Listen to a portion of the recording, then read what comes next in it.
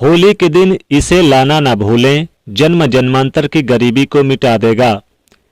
दोस्तों, हिंदू पंचांग के अनुसार फाल्गुन पूर्णिमा के दिन होलिका दहन और उसके अगले दिन होली मनाई जाती है।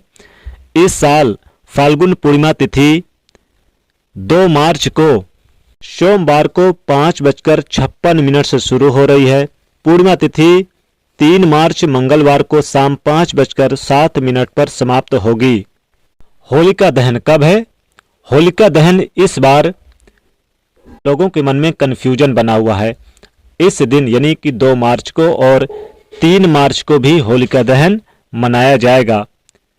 2 मार्च को भद्रा काल भी रहेगा, इसलिए भद्रा काल में होलिका दहन नहीं किया जाता, लेकिन पूंछ जो इसकी पूंछ होती है उसमें आप होलिका दहन कर सकते हैं। और 3 मार्च को होलिका दहन जब ग्रहण काल समाप्त हो जाएगा उसके बाद यानी कि शाम 7 बजे से रात्रि 8:30 बजे के बीच में होलिका दहन मनाई जाएगी, यानी कि होलिका दहन किया जाएगा। दोस्तों, होली रंग वाली कब खेली जाएगी? देखिए, होली जो रंग है होलिका दहन के एक दिन आगे यानी कि 3 मार्च और 4 मार्च को होलिका यानी होली रंगोत्सव खेला जाएगा। इसलिए इस साल लोगों के मन में मतभेद और कंफ्यूजन बना हुआ है कि होलिका दहन किस दिन मनाएं और होली कब खेलें। तो दोस्तों, हमने बताया है कि रंग वाली होली 3 और 4 मार्च को और होलिका दहन 2 मार्च को और साथ ही 3 मार्च को भी मनाई जाएगी, क्योंकि इस दिन ग्रहण भी लग रहा है। साल का पहला चंद्र ग्रहण लगने जा रहा है। हिंदू पंचांग के अनुसार होली का त्यौहार हर वर्ष फाल्गुन मास की पूर्णिमा तिथि की रात से आरंभ होता है। इस दौरान होलिका दहन किया जाता है और उसके अगले दिन रंगों वाली होली खेली जाती है। इस वर्ष 2 मार्च को चूंकि पूर्णिमा तिथि प्रारंभ हो जाएगी, रात्रि व्यापनी रहेगी, इसलिए 2 मार्च को होलिका दहन किया जाएगा और 3 मार्च को होली खेली जाएगी। होली के दिन यानी कि सुबह से लेके और यानी कि होलिका दहन के दिन होलिका दहन यानी कि 2 मार्च को जब रहेगा तो इस दिन भद्रा काल युक्त रहेगा और होली वाले दिन यानी 3 मार्च को इस दिन साल का पहला चंद्र ग्रहण भी लगेगा, जो कि 3:22 से शुरू होगा और शाम 6:47 तक ये ग्रहण रहेगा। सूतक काल 9 घंटे पहले शुरू हो जाएगा। ये एक उपछाया ग्रहण होगा, तो इसका सूतक काल हालांकि मान्य होगा क्योंकि भारत में भी ये दिखाई देगा। तो 9 घंटे पहले ही आप नोट कर लीजिएगा सूतक काल।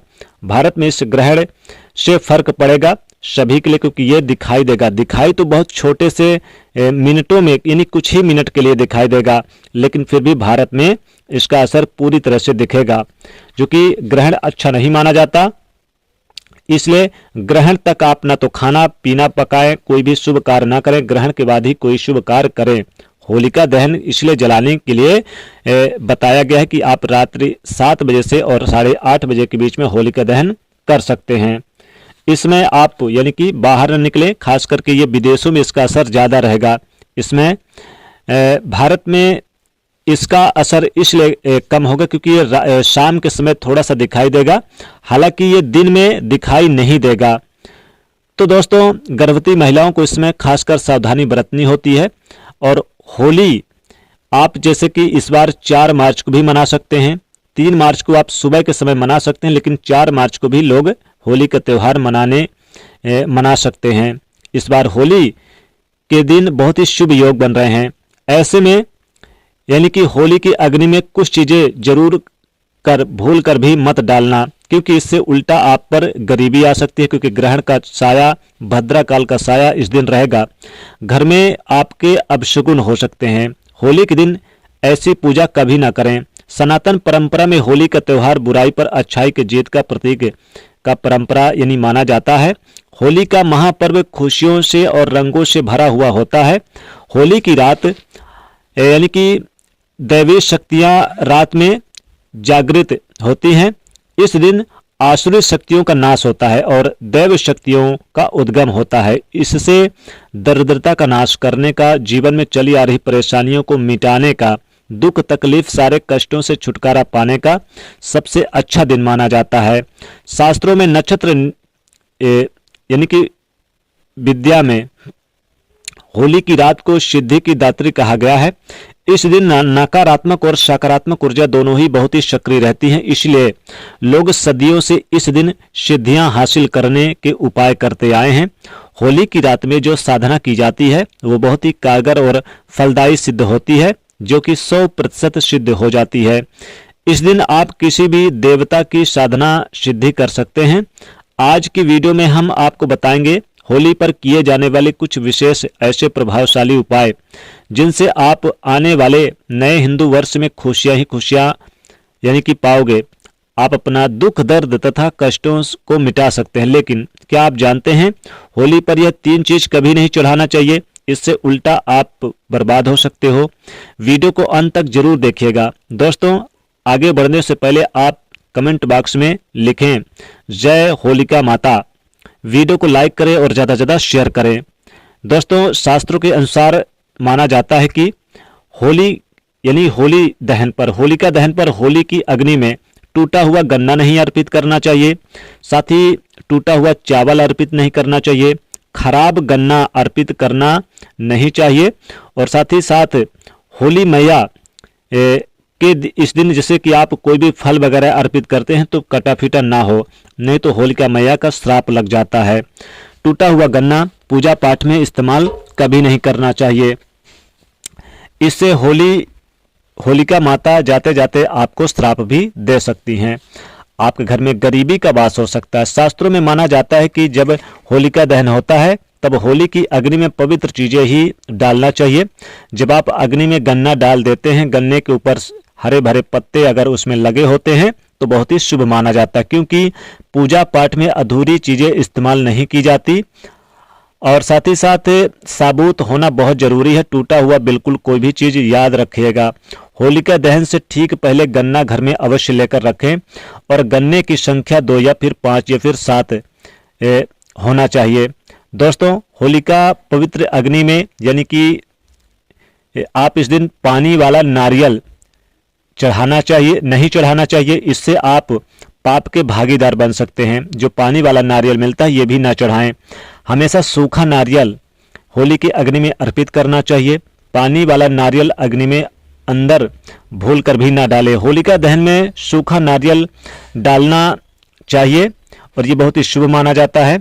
आपको धन से माता यानी कि होलिका माता मालामाल कर देंगी। साथ ही पूजा के दौरान आप फोड़ भी सकते हैं, लेकिन अग्नि में कभी आप नहीं डालना। सूखा नारियल अग्नि में डालने से होलिका माता आपकी सभी परेशानियों को अपने साथ ले जाती हैं और अग्निदेव की यानी कि अग्निदेव भी प्रसन्न हो जाते हैं। दोस्तों, माना जाता है कि होलिका माता का घर में भोग यानी कि इस नारियल से भी आप लगा सकते हैं। आप अपने घर में जो भी बनाया है मीठे पकवान, जैसे कि इस दिन आपने गुजिया बनाया है, गुजिया चढ़ा सकते हैं। गुजिया 2 या फिर 5 की संख्या में चढ़ाएं, 1 या 3 की संख्या में ना चढ़ाएं। आप इस दिन 21 चढ़ा सकते हैं, 11 गुजिया चढ़ा सकते हैं, लेकिन गुजिया को आप 1 अकेला या 3 की संख्या में ना चढ़ाएं। होलिका दहन में आप बर्फी का भोग लगा सकते हैं। जो भी मीठे पकवान आपके घर में हैं होलिका दहन में आप यानी कि चढ़ा सकते हैं, बतासा चढ़ा सकते हैं। साथ ही साथ इस दिन अगर आपके घर में तंत्र मंत्र की बाधा है तो होलिका दहन पे आप जैसे कि थोड़ा सा नमक ले लें, थोड़ी सी लाल मिर्च ले लें, राई सरसों के दाने ले लें, काली मिर्च लौंग इलायची लेकर सर से 3 बार उल्टे बार के होलिका में आप डाल दें। इससे घर की बुरी शक्तियां दूर हो जाती है। आइए जानते हैं कौन सी ऐसी चीज आपको अपने घर पर लेकर आना है जिससे होलिका माता बेहद ही प्रसन्न हो। दोस्तों, अगर आपके घर में होलिका यानी कि मैया, अगर आपके घर में 1 रुपए का सिक्का है, 5 रुपए का सिक्का या 10 रुपए का सिक्का, तो पहले तो आप इसे होली में जाके होलिका में आप डाल दें, और अगले दिन जिस दिन होली हो यानी कि होलिका दहन के अगले दिन आप इसे 1 रुपए के सिक्के को या फिर 5 रुपए या फिर 10 रुपए के सिक्के को आप वहां से लेकर आइए। आप अपने तिजोरी पे धन के स्थान पे रख दीजिए। इतना धन आएगा कि संभाल नहीं पाओगे, यानी कि रुपए पैसे की किल्लत हमेशा के लिए दूर हो जाएगी। दोस्तों, अगर इस दिन आप थोड़ी सी राख, होलिका दहन की जो राख होती है, आप इसको अगले दिन, चूंकि अगले दिन ये सूख जाएगी, ठंड पड़ जाएगी, तो होली के दिन आपको होलिका दहन की राख जरूर लेकर आना है। काले कपड़े में लपेट करके इसे अपने धन के स्थान पर रख दें। निश्चित ही आपके घर में धन की वृद्धि होगी, कभी भी धन की कमी नहीं होगी। होली के दिन आप केले की जड़ जरूर लेकर आइए। केले की जड़ लेकर आते हैं तो इससे भी घर में बहुत ही ज़्यादा लाभ होगा। दोस्तों, आपको होली के दिन होलिका दहन की अग्नि की जो राख है इसे अपने घर पर जरूर लेकर आएं। अपने घर के सभी सदस्य के ऊपर, यानी जो बच्चे हैं, बूढ़े हैं, वृद्ध हैं, जवान हैं, सबके मस्तक पर जरूर लगाएं। इससे वो निरोगी हो जाते हैं। रोग दोष, नजर दोष, जितनी भी तंत्र मंत्र की बाधा है सब दूर हो जाती है। तो होली की राख जरूर लेकर आए, बहुत ही शुभ और पवित्र मानी जाती है। और अगर 1 रुपए का सिक्का या 5 रुपए का सिक्का आपने डाल रखा है होली की अग्नि में, तो उसे अगले दिन होली के दिन जरूर लेकर आए। ये आपके धन को बढ़ाएगा, 7 जन्मों की गरीबी को मिटा देगा, क्योंकि ये चमत्कारिक सिक्का होता है। तो दोस्तों, वीडियो को लाइक करें, ज़्यादा से ज़्यादा लोगों तक शेयर करें, चैनल से जुड़ने के लिए सब्सक्राइब करें। जय माता दी।